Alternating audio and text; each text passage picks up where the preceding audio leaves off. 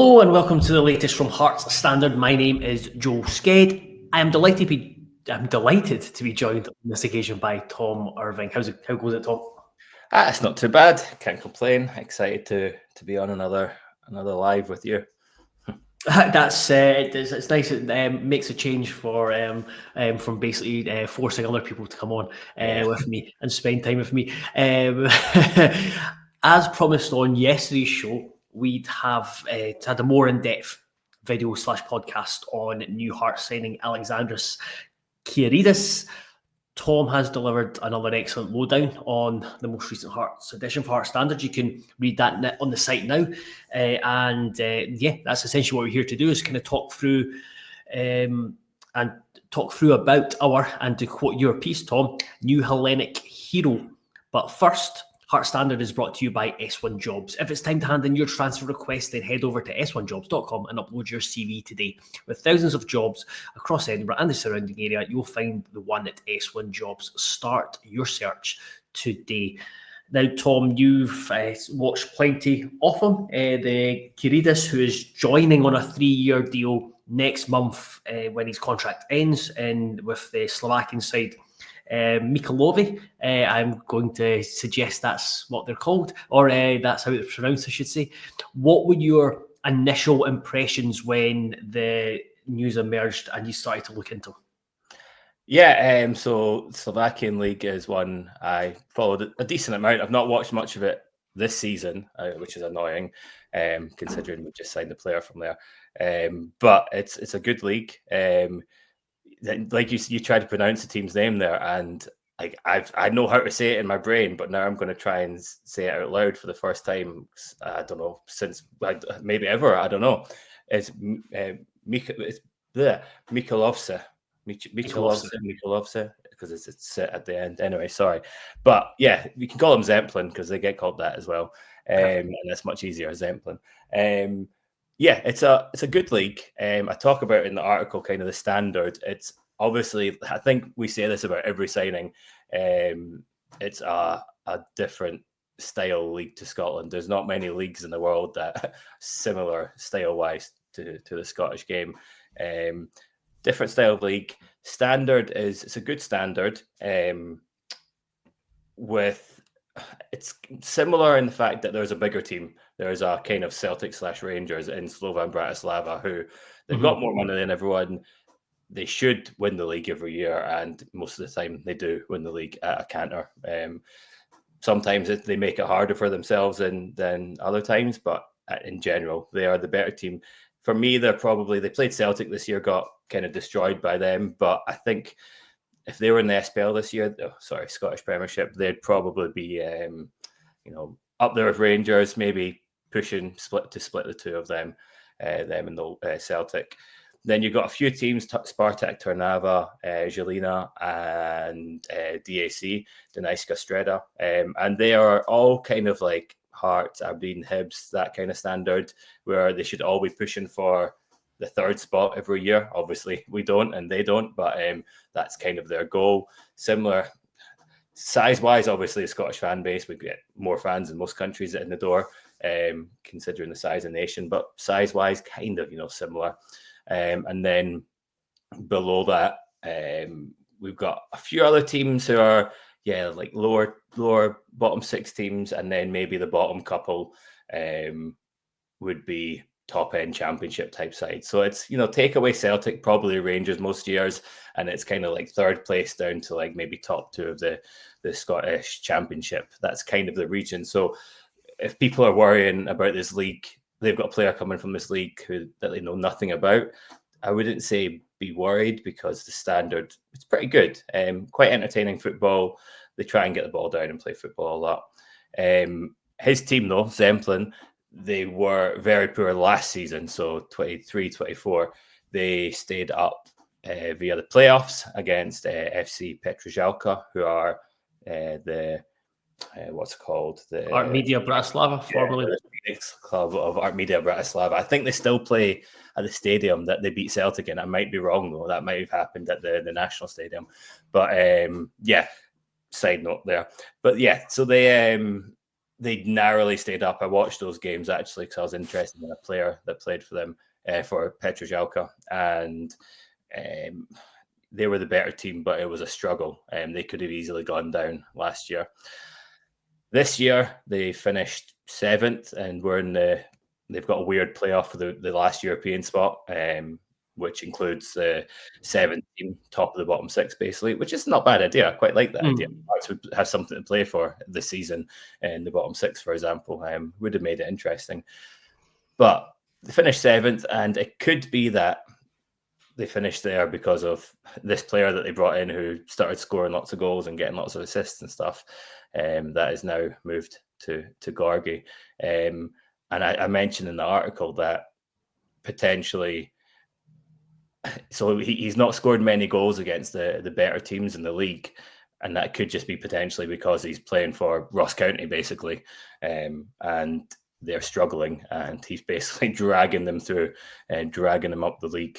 So, yeah, that's a kind of a background. I think I went on many a tangent there, but I think that's a decent background on the league and the team. What next? Did you so when you went your process? Am I right in saying that you would have looked? Did you look at the data first, or did you watch him first? Yeah. So I think when the rumor first went around actually about this Greek winger coming in, and that name was leaked somewhere, I went and watched all of his goals this season just to get a kind of vague idea of what he looks like. But that's all I did. Only the goals. Doesn't give you a great idea of what the player's like in general. But yeah, was impressed with that.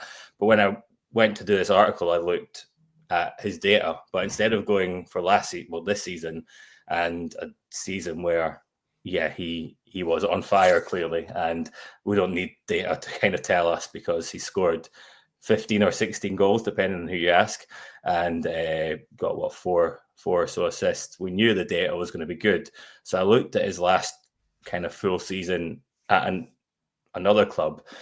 So he moved from Slovakia, another club in Slovakia, to Hungary, and played there for a season, and then the next season after that, he played kind of half in Hungary and half in Slovenia. And there wasn't enough data from that season last season. So I went back another season to the 22-23 year. And the data it wasn't bad. It wasn't like... Is this from his time with Deborah Chen? Yeah, yes. Cool. I'll pop that up on the site. On the site now. I'll take it to that. There you go. Sorry, S1 Jobs, your sponsor's getting deleted. Yes, God. So yeah, it's not a ridiculously bad data set. Obviously, we've got the goals, and the goal conversion is non-existent, and then the shots on target probably explain why those two are so poor.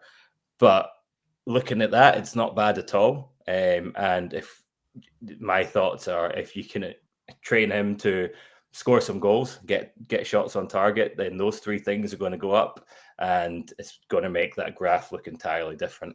I think that was one of Oda's issues, actually. When he signed, I looked at his, and his kind of goal conversion and stuff was really poor, and the shots on target was really poor. And I think in our eyes, as if we can improve him to be good at that, then he's going to be some player for us. Unfortunately, it didn't work out for him that way. But in Alexandros' case, the next season, he's obviously come on leaps and bounds and improved that section of his game, which is going to come in really handy for us. You can shove that one up as well. So as you can see, a lot of green here. And I say this a lot, but we don't like seeing green on this show very often. But when it's in my percentile graphs, green is good. I might be maroon is good and green is bad, but that'll confuse a lot of people, I think. But yeah, if we look through that, the top half is the attacking side of things. He's one of the best in the league for scoring goals. His XG is high, which means he's kind of getting into these situations to score goals. And it's very close to his actual goals scored. Usually it's not as high. The XG is usually higher, I found. But it's very close, which means he's kind of scoring what he should score. High goal conversion rate. Assists aren't great, but we mentioned he's playing in a kind of poor team, and his expected assists are pretty high as well, one of the best in the league. So it looks like he's probably creating good chances for a striker or an attacker that should be scoring but aren't. And yeah, with regards to the bottom half of that attacking section, he's shooting a lot still, and his shots on target are now, it went from the last one of the worst in the league, to one of the most accurate shots on target. So maybe before he was trying to go for the fancy top corner, and when he could have just placed it in the bottom corner, or who knows, maybe he just didn't have the confidence, or there was a mental side of games, or maybe he just improved as a player in general. But his shots on target is much better than last year, which is great. Touches in the box, again, we didn't touch on this when looking at the last graph, but it was one of the highest in the league for wingers, and it still is one of the highest in the league for wingers, which means he's not a winger. He's actually getting into the box and getting touches on the ball. And then we look at the bottom half of that graph. Quite a lot of green, a couple yellows, one orange. But if you look at that, it's all the accuracy and kind of success rates and stuff of things. And when you get someone who's getting so many balls into the box, or dribbling at a player so many times, or playing so many through balls, that you're bound to have a kind of drop off on success rate. If you're like someone who tries one per game is probably trying one per game because they know they can do it.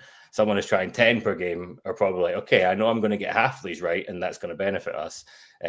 So he's probably trying more risky passes, risky dribbles, and he's not as successful. But those ones that are successful are leading to goals, are leading to assists and stuff. So all good. Really positive graph, and you can kind of see from that why Jamestown would have picked up on him. In terms of watching him play, so there's a few things that from his data and from what you've written that really encourage me, and we'll kind of look to get more backing from it. But firstly, we'll come on to talk about what you saw in like not in the flesh, but when you watched him. But dribbling, as you mentioned, Oda, one of the things that frustrated me was his lack of willingness to just drive at opposition fullbacks. Is this something that Kyziridis will do? He'll get the ball and he will look to play. Well, when I say play forward, he'll look to run forward with the ball and take it to the opposition. Yeah, and I think probably one of his better things is his decision making in these situations, because every time he got the ball, when you're watching a player, you want to see him do something, and you want to see him beat players and stuff. But he would get the ball, in kind of situations where he could do that, but the better option was a pass to someone else, maybe a little bit of a harder pass, but it was easily doable. It wasn't a 5-yard pass to someone else. It was a kind of searching pass into the middle between two players or something. So he would, when he gets the ball and he's got the chance to go at someone and it's the right option, he'll do it, but he doesn't have to, even though he obviously dribbles quite a lot. As we saw in that the stats there, he doesn't always have to do it. When he does it, it's usually quite successful, or there's a reason why he's doing it. He's not just doing it and thinking, let's see what happens. There's a player here, let's beat him. Oh no, there's another player. He's kind of aware of what's around him. So it's a positive. And I suppose on the adding on to that, and probably the most exciting thing I read from your article, and it's something, the Hearts have had a lot of issues this season, and it's not nearly the top of the issue, but it's certainly an issue for me, is we've had a lack of nutmegs this season, or certainly I can't remember watching too many nutmegs. You suggested in your article that he will provide nutmegs. Yeah. So wasn't there was it Stats Bomb? Stats Bomb, the guy James from Stats Bomb, he usually puts out the nutmegs every season. And I think we won it one year with Barry Mackay. I might be wrong, so we can add that to our trophy collection.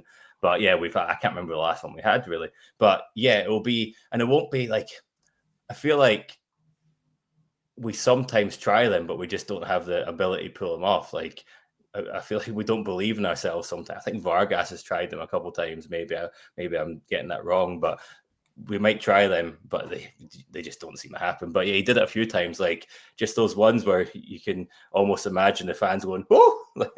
making that shrieking noise, or when someone does it at World of Football or something, and the jeers go out shouting at the player and stuff, slagging him. It's kind of those ones. Saw a few of them in quite quick succession, all kind of on the same section of the park where player was kind of close to him, and he could go outside. He could kind of cut in and drive inwards, which he does quite a lot of the time.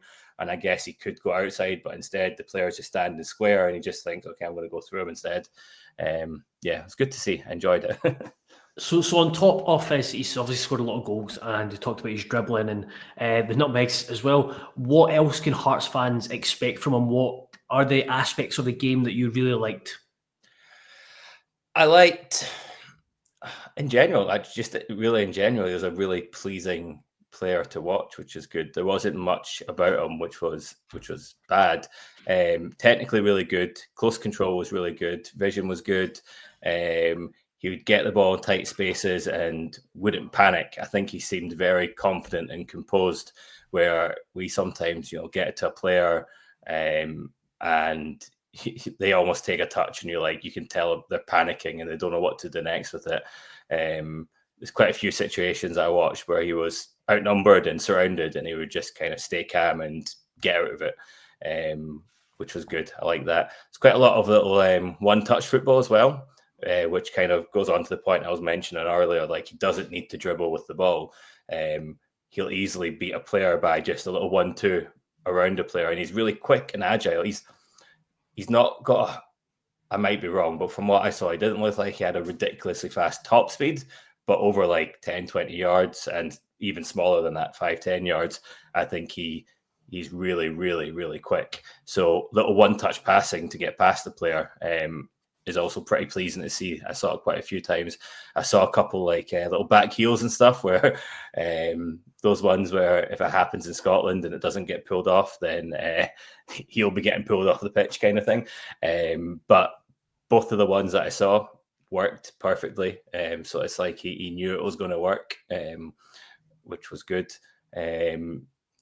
Work rate is also pretty impressive. I wouldn't say he's heavily defensive, right? He kind of sat quite wide on the left, and it was hard to see from the camera angles that I was watching, but it was like they had a centre forward who was quite probably in line with him or a little bit higher up, and then he was like a second forward player, staying up if possible to be kind of an outball or something. But when he needed to defend, he was really good. He would get back. He would recognize there was kind of an extra man. He would get back and be that awkward winger defender. Maybe not the best defender, but they'll get stuck in and work hard, which was good to see. Can definitely see what the management team and what Jamestown have both seen in him. On the flip side, before we get to looking at how he fits in and what you expect from him within the team dynamic, there are a couple of things that you mentioned in terms of areas that might need to watch out or be wary of, or areas to improve. Yeah. So I've forgotten what the second one was now. So we had the first one that when I looked at who the teams he's scored against were, and this is not something I usually do when I look at players. I do sometimes, but in general, I don't need to do it, I don't think. But I did this time because I'm aware of the league and the good teams in the league and stuff. And I think, so he scored the goal that we mentioned in the article, the little dink over the keeper that I posted on Twitter the other day. And that's against DAC, Donetsk Shredder. They're one of the bigger teams. And he scored against Spartak Trnava once. But apart from that, I don't believe he scored against like the kind of big four this season. I think quite a few of his goals came against the bottom 3 or 4. But again, that's probably just because he's in a team that is a bottom of the league kind of area team. I don't think that's a really big slight on him. And then looking at his previous seasons, I had not seen much of him. I spoke to one of my friends in Slovakia who's a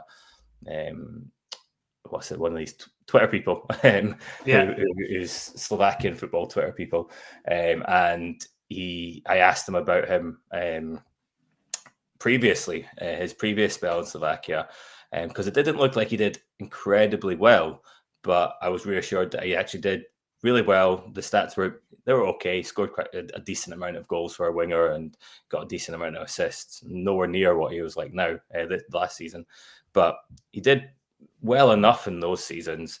Then he kind of moved up to a higher level, the Hungarian league, and didn't score. I don't think he got an assist either. I might be wrong with that. In the kind of 1.5 years, I think he was there. Then he went on loan to Mura in Slovenia, I think. Yeah, Mura. And again, he didn't really do much there either. And those are both levels where it's a step up, I would say, from Slovakia, but not a huge step up. I would have expected them to do something at both of those levels. But who knows? It could have just been a stylistic thing. Didn't fit into team, maybe. Yeah, who knows? Who knows what it was? But for some reason, he didn't work out in Slovenia and Hungary, which we have to be cautious of. But from his form this year, who knows? It could have been he's finally got good coaching for the first time in his life, or someone's just unlocked something that he realised, oh, this is how I play well. It could be something small like that. It could be a confidence thing. Who knows? But if he continues the form, that's best form of his life last season, then hopefully we'll see positives at Hearts. On the show that Craig and I did yesterday, we talked about how McInnes likes to play, Derek McInnes likes to play his wingers, and you go through his spell managing at Killie and Aberdeen. He has used inverted wingers, and do you see him as fitting into that and essentially just being that left-hand winger? Yeah, I would say so. I think I've not put the graphs together actually. Chesnikov and Alexandros Kyziridis. Yeah, I've not said it out loud yet. I'm not going to start now. So I've not put them together yet, but I bet you they look pretty similar. And if you looked at like their just the deeper, like the positions on the pitch, and if you looked at them in games, I bet you they would be the exact same but opposite. Basically, they're both wingers that are capable of going on the outside and being proper old school wingers, but they do both like to cut in a lot. They both like to contribute goals, contribute assists. They're both technically good and exciting players, and I think both of them they're different, definitely, but they both seem like the same. You can tell what we plugged into Jamestown Analytics. This is the kind of player I want. Yeah. Around it. Even kind of personality-wise, they're both pretty tenacious. I think I saw Alexandros going down softly a couple of times, not too many times, thankfully, but a couple of times where Chesnikov seems a little bit harder. Seems like you wouldn't want to bump into him in a dark alleyway. So slightly different in that way, but they're both tenacious and kind of aggressive and very exciting. So yeah, I think they're going to fit. Unless we sign someone better, I can imagine they'll be the starting wingers, both inverting. And I think that will be really important. We've got a strong centre forward who's going to be in and about the box to finish any chances or follow up on any parried shots and stuff. And we do have a couple that fit the description of that currently, contracted to the club in Shankland and Kabangu and Wilson. So we'll see what happens with the first and latter. It seems like Kabangu is going to be here next year. I think hopefully Shankland as well stays, and hopefully we don't get a huge offer for Wilson, because it'd be good to keep him around as well. Yeah, and you add in the fact that when you talk about excitement, Kyziridis celebrates like it does a Spider-Man celebration. So again, I mentioned that on the show yesterday, and his nutmegs ticks the two main boxes I look for. Or adding the dribbling as a winger. There you go. Flamboyant celebration, nutmegs, and wanting to run at players fast. Just finishing up, Tom. You compared them to two current Hearts players. Well, one was about to leave. Two players who one split the opinion last season, and one's basically split the opinion of the fan base for his entire Hearts career, except from his first season. So, who were the two players that you compared them to? Yeah, So I don't know if this is going to go down well because, like you said, they both split the opinions of the fan base. But he reminded me of a mix between Barry Mackay and Vargas in the way that. So Vargas, I think he's got that tenacity. He's got like he knows what he wants to do, but sometimes it just doesn't come off. Like he'll try and beat a few players and it just won't happen for him. And he'll take these shots. He'll go risky with these shots, like he's playing at the Astro with his mates, and he'll miss the target by a couple of inches instead of just finding the back of the net. Where if you had someone like Barry Mackay in those situations, I don't think he's got that arrogance about him to take those risky chances. But if he did, he would score them because he's technically ridiculously good. So I think that kind of two sides of their games mixed together with, I guess, in the way that they kind of beat players as well. Barry Mackay just drifts past players and it's easier for him. And he doesn't look like he puts in much effort when he goes past the player. And it's kind of the same with Alexandros, but with a little bit more intensity. Like he works a little bit harder for it, like the likes of Vargas would do. So I think we'll see. It's a good combination. That technical ability of probably our best technical player, even though he's not played a game for 6 months or something, and that tenacity of the angry Costa Rican, and arrogance of him as well. I think it's a good combination. I mean, if it's the best of both worlds, then Hearts are on to a winner with Alexandros Kyziridis.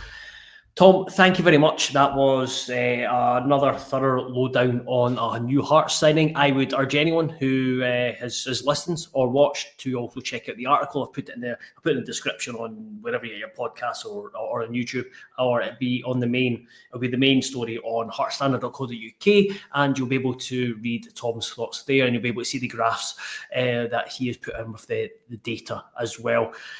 Other than that, I don't think there's much else to say. It's been a relatively quiet day, thankfully. I am going off out into actually going back to Gorgie. I've seen enough of it, but going out for a couple of pints tonight. So I am going to shoot off. But Tom, thank you very much, and thank you very much everyone for listening. Please do subscribe to the YouTube channel. It does help us, and we'll be back at some point in the very near future. But if it's not until Monday, everyone have a lovely weekend.